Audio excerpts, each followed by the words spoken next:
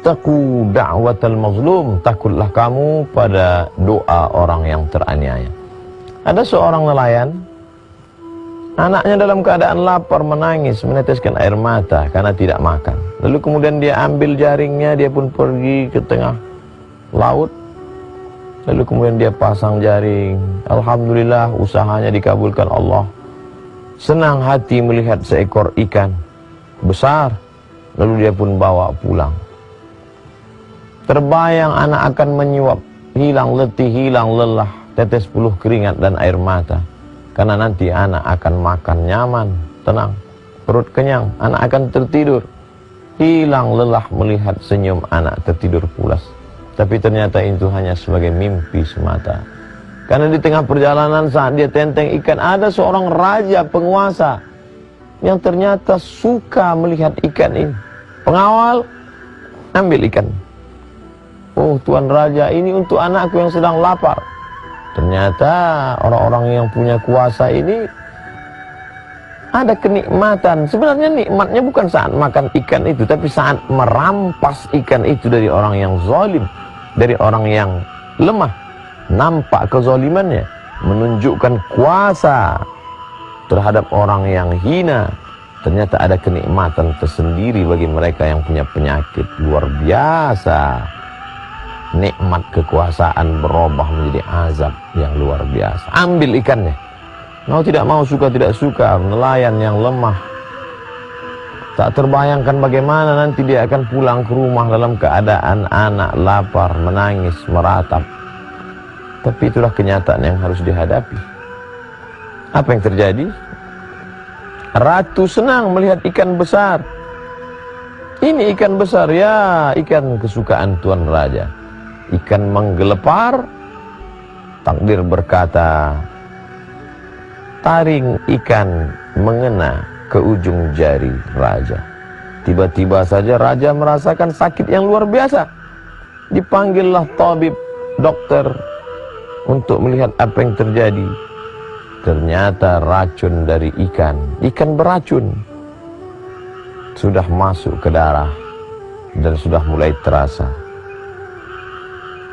Lama kesembuhan tak juga tiba.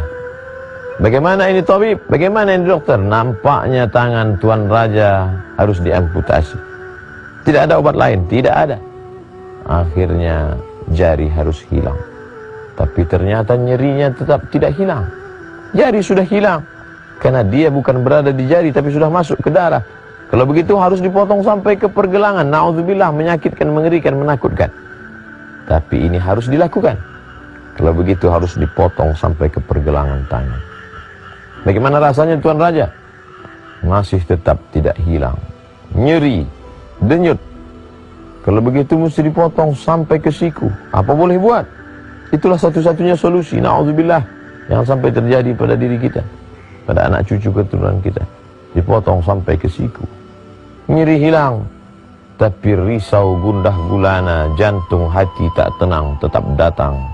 Malam tak lelap, siang tak kenyang. Apa sebenarnya yang terjadi? Maka dipanggillah ahli hikmah yang dapat melihat hati. Apa yang sebenarnya terjadi dengan hati? Tuan Raja, ada orang yang sedang teraniaya, terzalim. Coba kau renung kembali, wahai Tuan Raja, apa yang kau rasakan? Betul, memang ikan ini diambil dari orang yang sedang pulang, akan memberikan sesuap makanan pada anak-anak yang menangis di rumah. Ternyata ada orang yang teraniaya, Tuan Raja. Ternyata ada orang yang hatinya tersinggung, wahai Tuan Raja. Kalau begitu, mari kita panggil, kita tanya dia. Raja ingin meminta maaf. Maka dipanggillah nelayan yang teraniaya ke istana Tuan Raja yang megah dan besar. Lalu kemudian ditanyakan kepadanya, sudikah engkau memaafkan, berdamai? Nelayan itu dengan lapang hati memaafkan. Begitu rupanya mereka yang susah. Tidak sulit bagi mereka untuk membukakan pintu maaf kepada orang-orang yang punya kuasa. Sudikah engkau memaafkan, wahai nelayan? Aku sudah lama melupakan ini, wahai Tuan Raja. Apa sebenarnya yang kau doakan? Apa sebenarnya yang kau katakan? Apa sebenarnya munajat yang kau panjatkan kepada Allah? Sehingga begitu berat siksa yang diterima ini. Apa kalimat yang kau katakan? Tidak banyak, Tuan Raja. Apa yang kau katakan? Ya Allah, Raja sudah menunjukkan kuasanya, maka tunjukkan kuasamu.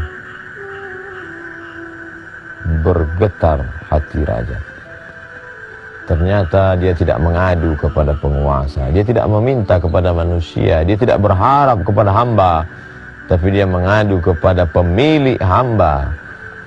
Qalbul mu'min baina asabi'ir rahman, hati seorang manusia berada dalam genggaman qudrat, iradat, kuasa Allah Subhanahu wa taala.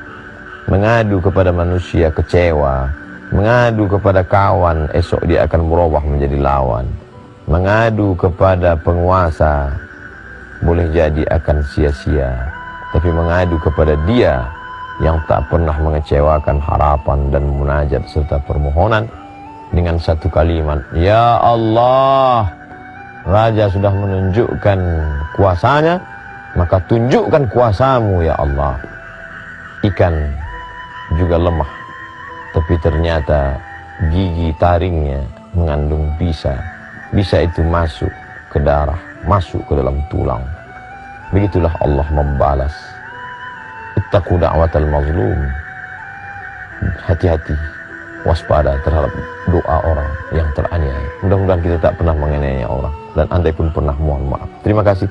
Wassalamualaikum warahmatullahi wabarakatuh.